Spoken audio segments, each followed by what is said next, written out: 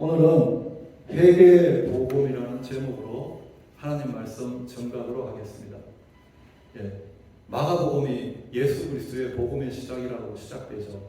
이제 요한에게 세례를 받은 예수님이 성령의 충만함을 받고 광야로 나가서 사단의 시험을 넉넉히 이기시고 40일 금식기도 잘 마치고 다시 갈릴리로 돌아오셔서 하나님의 복음을 전파하기 시작합니다. 그것이 14절입니다.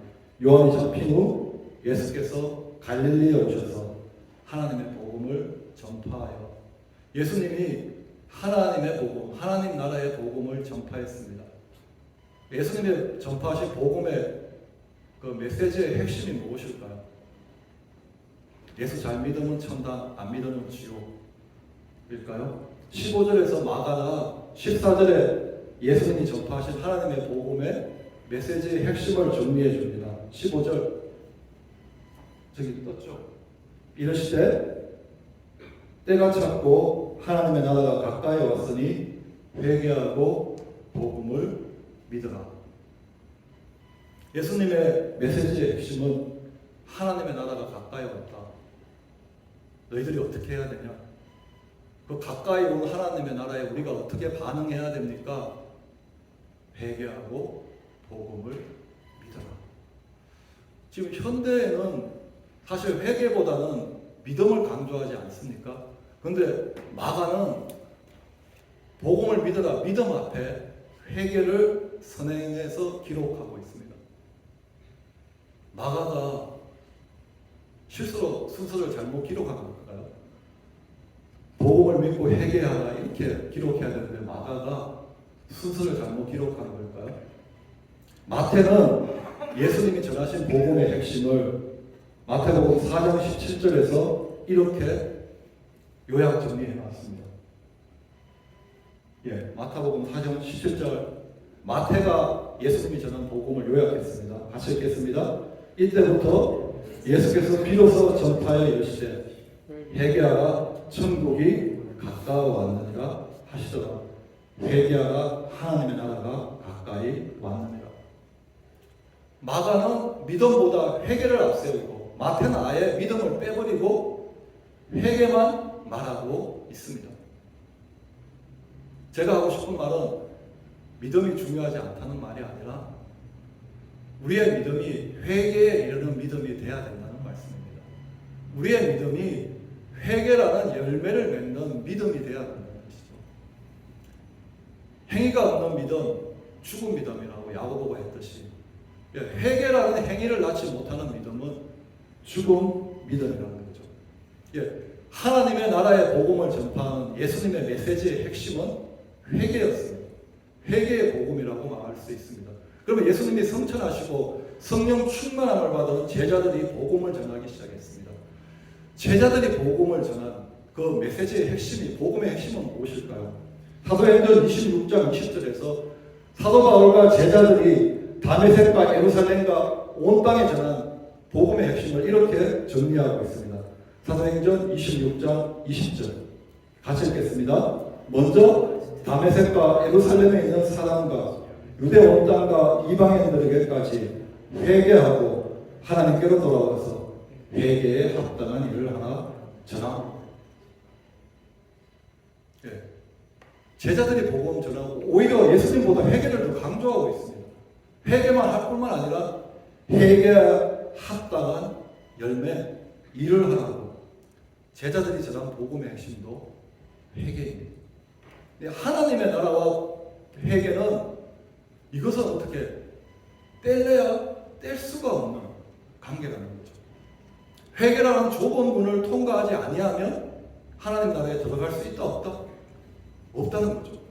회개라는 좁은 길을 걸어가지 않으면 천국에 이를 수 있다 없다? 없다는 거죠. 믿음 중요하죠. 그런데 우리의 믿음은 회개라는 열매를 맺는 믿음이야지 진짜 생명을 얻는 믿음, 살아있는 믿음이라고 말할 수 있습니다. 그래서 오늘 회개에 대해서 우리가 한번 정리해 봤으면 좋겠습니다. 회개라는 말이 메타노에오 헬라어로 설교 시간에 많이 들어봤을 것입니다. 회개라는 메타노에오인데 마음을 고치다, 생각을 바꾸다, 뉘우치다, 돌이키다라는 말을 그런 의미가 있습니다. 그러니까 회개라는 말에는 지금 너희들이 잘못되어 있다는 걸 전제하고 있습니다. 마음이 고장났으니까, 마음이 병들었으니까 고치라는 것입니다. 생각이 비틀어져 있으니까 생각을 바꾸라는 것입니다. 지금 우리가 가고 있는 길이 틀렸으니까 뉘우치고 돌이키라, 메타노에오, 회개하라는 것입니다. 지금 우리가 고장나 있습니다. 우리 안에 지금 뭔가 문제가 있습니다. 우리가 지금 영적으로 병들어 있습니다. 그거 혹시 인정하십니까? 제가 몇 가지 예를 들겠습니다. 우리가 하나님의 말씀이, 성경 말씀이 진리인 거 압니다. 그렇게 사는 것이 선하고 의로운다는 거 압니다. 우리는 또 그렇게 살기를 소원합니다.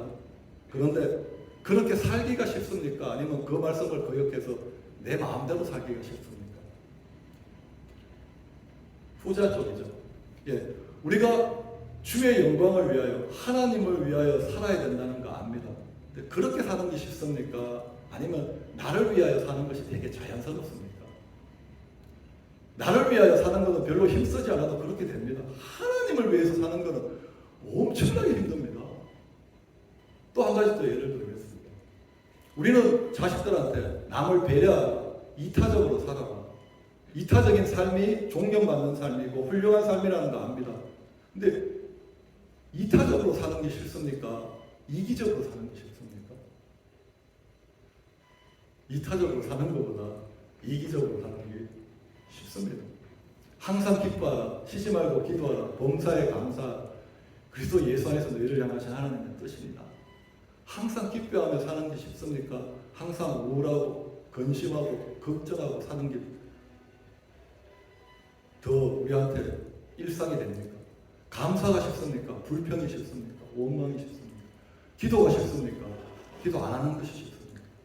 우리를 이렇게 보면 말씀대로 살고 이타적으로 살고 주를 위해 사는 것, 마치 오르막을 올라가는 것처럼 너무너무 힘들고, 말씀을 거역하고 무시하고 살고 나를 위해 살고 이기적으로 사는 것 너무너무 자연스럽고 쉽다는 거죠. 하나님이 우리를 만들 때 그렇게 만들었을까요?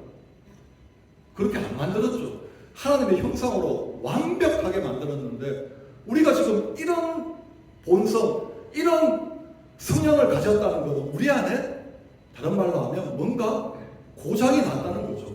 만드신 것 좋으신 모습이 아니라 지금 뭔가 고장이 나고 병들어 있고 뭔가 문제가 생겼다는 것을 증명해 준다는 거죠. 성경은 우리 안에 문제를 일으킨 게 죄라고 말해주고 있습니다. 로마서 5장 12절 말씀입니다. 그러므로 한 사람 아담의 불순종으로 말미암아 죄가 세상에 들어왔습니다. 죄가 세상에 들어왔는데 이 죄가 지금 어디 있을까요? 교도소에 있을까요? 사창가에 있을까요? 술집에 있을까요? 로마서 5장에서 사도 바울은 죄가 세상에 들어온 걸 발견하게 됩니다. 로마서 7장에 가면 그 죄가 지금 세상 어디에서 살고 있는지 사도 바울은 발견하게 됩니다. 로마서 17장, 17절. 이제는 그것을 행하는 자가 내가 아니요 술집에 거하는 죄니라, 교도소에 거하는 죄니라가 아니라 누구죠? 내 속에 거하는 죄니라. 로마서 7장의 그 문맥을 쭉 따라 읽어보면 사도 바울도 선을 행하고 싶었습니다. 악을 버리고 싶었지만 원하는 선을 행하지 못하고 버리고 싶은 악을 행하는 자신을 보면서 죄가 자신 안에 있다는 것을 깨닫게 됩니다. 내 생명 속에 내 죄가 있구나. 내 인격 안에 죄가 들어와 있구나. 내 의지 안에 죄가 들어와 있구나. 내 생각 속에 죄가 들어와 있구나. 나는 정말 고장난 존재구나. 나는 병든 존재구나. 나는 문제 있는 존재구나. 7장에서 사도 바울이 외치게 됩니다. 죄가 들어왔기 때문에 우리가 하나님의 형상으로 말씀대로 살 수 있는 존재고, 주를 위해서 살 수 있는 존재고, 이타적으로 살 수 있는 존재고, 항상 기뻐하며 살 수 있는 존재로 그렇게 하나님의 형상으로 완벽하게 만들어졌는데, 죄가 우리 안에 있기 때문에 오히려 그렇게 살지 못하고 그 반대로 우리가 흘러간다는 거죠.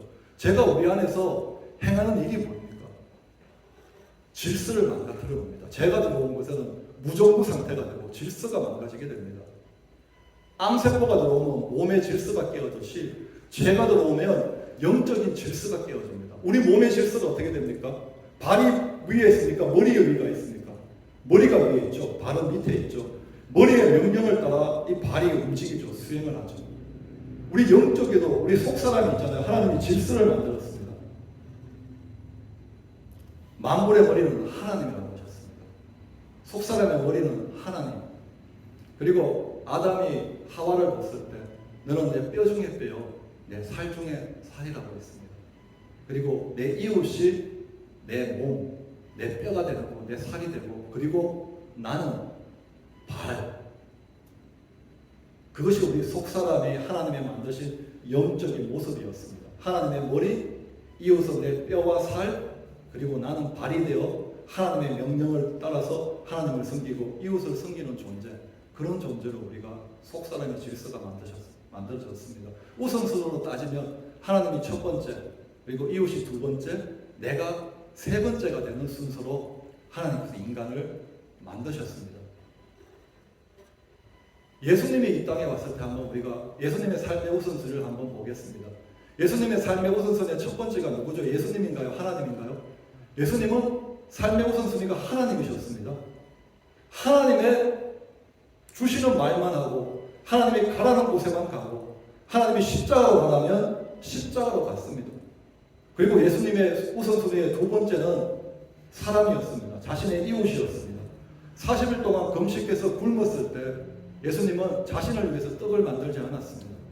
그런데 오병이어를 만들 때 한 끼, 두 끼 굶은 그 사람들을 위해서는 자신의 능력을 사용해서 양식을 만들어 그들의 먹여줬습니다. 그들의 필요를 채워줬습니다. 그리고 예수님의 삶의 우선순위는 자신이 마지막이었습니다. 그걸 인간의 몸에 비유하면, 예수님의 영적 질서를, 삶의 우선순위를 인간의 몸에 비유한다면 머리는 누구죠? 하나님. 그리고 뼈와 살, 몸은 이웃. 그리고 자신은 발이 되어서 하나님을 섬기고 이웃을 섬기는 모습. 이것이 예수님이 이 땅에 사람으로 살면서 우리에게 보여주신 삶의 우선순위와 영적인 질서였습니다. 우리가 그런 순위로 만들어졌는데 죄가 우리 안에 들어와서 이 순서를 완전히 뒤집어 버렸습니다. 어제 너무나 좋은 사진을 찍게 되었습니다. 이렇게 제가 우리를 만들어 놨습니다. 사진 한번 올려주실까요? 보시죠. 제가 만들어 우리를 이렇게 만들었습니다. 우리의 몸을 이렇게 만든 게 아니라 우리 영, 속사람의 질서를 이렇게 망가뜨렸습니다. 지금 머리가 있어야 될 자리에 발이 올라가 있습니다. 내가 올라갔다는 거죠. 내가 발이 돼야 되는데. 그리고 하나님은 머리가 되어야 될 하나님이 지금 발에 들어와 있습니다. 하나님도 나를 섬겨라. 몸도 나를 섬겨라. 지금 최고 하나님이 우리를 만들 때 그 영적인 순위는 하나님이 첫 번째, 이웃이 두 번째, 그리고 나는 마지막이 되어서 하나님과 이웃을 섬기는 그런 영적인 질서를 가지고 만들어졌는데, 죄가 우리 속에 들어와서 이 순서를 뒤집어 버려서 내가 발이 첫 번째 머리가 되고, 그리고 몸이 두 번째가 되고 하나님이 발이 되었습니다. 우상이 뭡니까? 나를 위해 만든 신이 우상입니다. 하나님이 발 자리에 내려가니까 우상을 만들어서 너도 나를 섬기라, 내 소원을 이루라, 내 뜻을 이루라, 나를 위해 움직이라. 이것이 지금 죄가 우리를 만든 모습이었습니다. 우리 속사람이 이렇게 됐으니까 내가 머리가 되면 어떻게 발인 하나님의 말씀을 따라 내가 살 수 있겠습니까?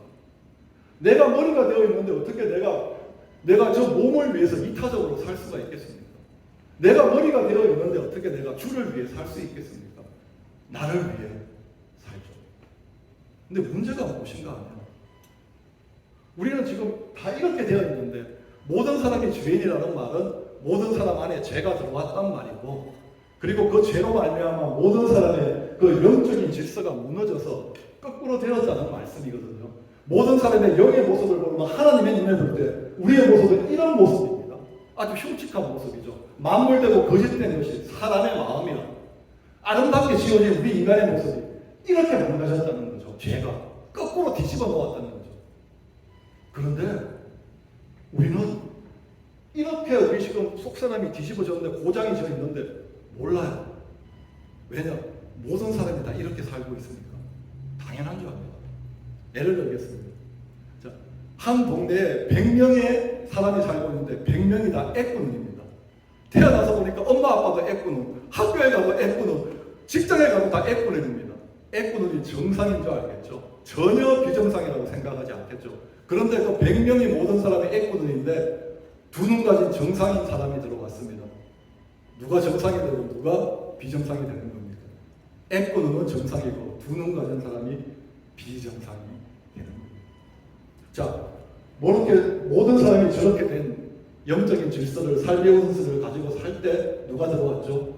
말씀이 입신이 되어 하나님의 사람이 되어 죄 짓기 전에 완전한 사람이었던 그 사람의 모습으로 예수님이 왔습니다. 하나님을 머리로 삼고 하나님의 뜻맛을 따라 살고 그리고 이웃을 자기보다 더 소중히 여기며 이웃을 위해 살며 발이 되어서 하나님과 이웃을 섬기는 예수님이 들어왔습니다. 뒤집어진 사람들은 예수님을 보고 뭐라고 합니까? 이상하다. 미쳤다. 귀신 들렸다.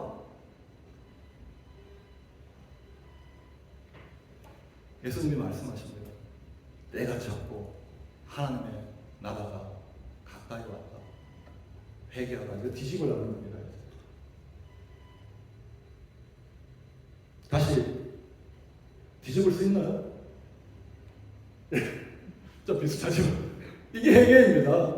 회개라는 생각할 때 이제 다시 머리 하나님이 위로 올라가고 그리고 이웃이 내 뼈와 살이 되고 내가 발이 되어서 하나님의 뜻을 따라 하나님을 섬기고 이웃을 섬기는 이 모습, 이것이 죄짓기 전에 아담의 모습이었는데 회개하라. 또 뒤집어진 모습을 다시 정상으로 회복시켜 복음서에 나오는 예수님의 영적인 질서를 삶의 우선순위를 회복하라. 내가 틀린 것이 아니라 너희들이 지금 비정상이다. 내가 뒤집어진 것이 아니라 너희들이 지금 뒤집어졌다. 나처럼 돌이켜라. 나를 닮아가라. 이것이 뒤집는 것이 회개입니다. 하나님을 다시 머리에 올려놓고 내 이웃을 뼈와 살이 되는 몸의 자리에 올려놓고 내가 발이 되어 하나님과 이웃을 섬기는 것이 회개입니다. 이것이 예수님이 말하는 회개입니다. 회개하지 않으면 하나님 나라에 들어갈 수 없다. 아까 그 거꾸로 선 모습, 이 모습으로는 하나님 나라에 들어갈 수 없다는 거죠. 회개해서 다시 머리의 자리로 오고 하나님이 내 머리가 되시고 그리고 내가 발의 자리로 내려가서 회복되었을 때 하나님 나라에 들어갈 수 있다는 것입니다. 두 번째 회개에는 항복이라는 의미가 있습니다. 계시록 우리가 너무 잘 아는 말씀입니다. 3장 말씀입니다. 볼지어다 내가 문 밖에 서서 두드리노니 누구든지 내 음성을 듣고 문을 열면 내가 그에게로 들어가 그와 더불어 먹고 그는 나와 더불어 먹으리라. 회개하면 이 말을 대신 문을 연다는 말을 사용하셨습니다. 전쟁을 하실 때 성문을 연다는 것은 항복한다는 것입니다. 불복한다는 것입니다. 이제 내가 이 성의 주인이 아니라는 것입니다. 이 성의 주인은 바로 당신이라는 것입니다.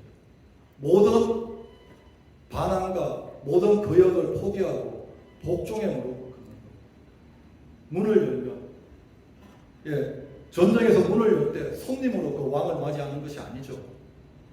주인으로 맞이하는 거죠. 네가 문을 열고 나를 왕으로 영접한다면, 나를 머리로 영접한다면, 나를 주인으로 영접한다면 내가 너에게로 들어가서 내가 너의 영적인 질서를 다시 회복시켜 놓겠다. 이 항복이라는 말 할 때 저는 그 생각이 났습니다.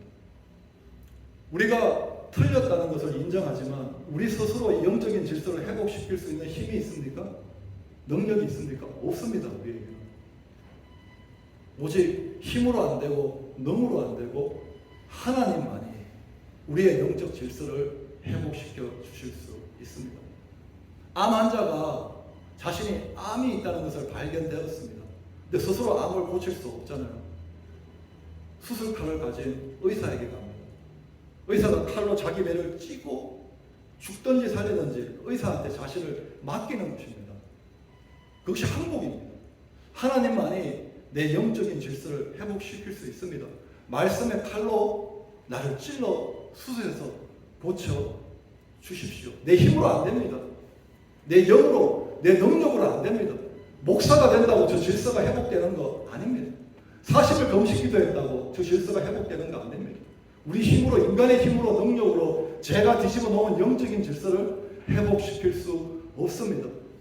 회개할 때 하나님, 내가 고장이 났습니다. 내 영적인 질서가 무너졌습니다. 내가 병들었습니다. 그런데 문제는 뭐냐? 스스로 이 영적인 질서를 회복시킬 수 없다는 것입니다. 나 스스로 나를 고칠 수 없다는 것입니다. 하나님, 항복합니다.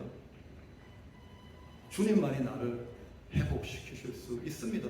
주님만이 나의 영적 질서를 회복시킬 수 있습니다. 회개할 때 성령을 선물로 주십니다. 할렐루야. 회개한 자들에게 말씀하십니다. 술 취하지 말라. 성령의 충만함을 받으라. 성령님이 우리 안에 오셔서 하는 일이 무엇입니까? 제가 뒤집어 놓은 저 영적인 뒤집어진 거꾸로 된 모습을 성령님께서 회복시켜 주십니다.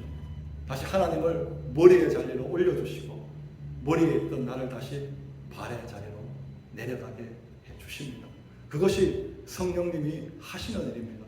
우리가 그래서 성령의 충만함을 받아야 됩니다. 성령님은 기도의 영이십니다. 우리가 기도해야 됩니다. 우리가 기도하는 그 시간이 우리의 문제가 응답되고 해결되는 시간만이 아니라 성령님이 우리의 영적인 질서를 바로잡는 시간입니다.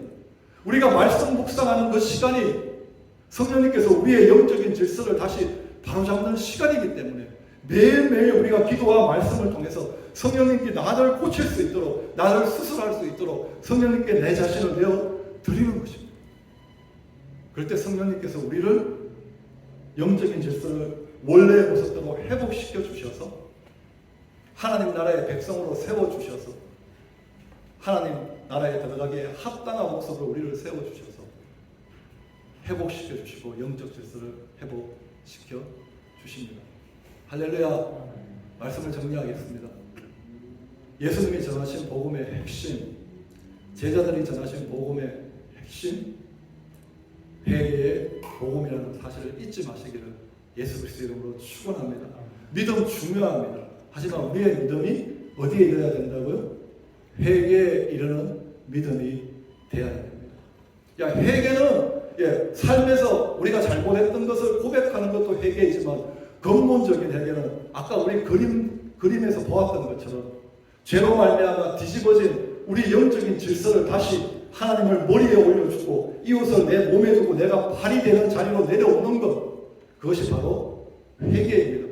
회개는 하나님께 내 영적인 질서가 지금 뒤집어졌음을 솔직하게 인정하고, 그리고 나는 내 힘으로는 이것을 고칠 수 없다는 것을 하나님께 고백하며 하나님만이 나를 고칠 수 있다고, 성령님 나를 고쳐달라고, 성령으로 나를 충만하게 채워달라고, 절대적으로 마치 암 환자가 수술칼을 잡고 있는 그 의사에게 자기의 생명을 맡기듯이 스스로 내 암을 고칠 수 없으니까 그 수술칼을 들고 있는 의사에게 나를 고쳐주십시오, 나를 찔러도 좋습니다, 다 도려내도 좋습니다, 살려만 주십시오, 고쳐만 주십시오라고 의사한테 자신을 맡기는 것처럼 하나님의 손에, 성령님의 손에 기도와 말씀과 찬양과 예배 가운데 내 자신을 맡겨드리는 것입니다.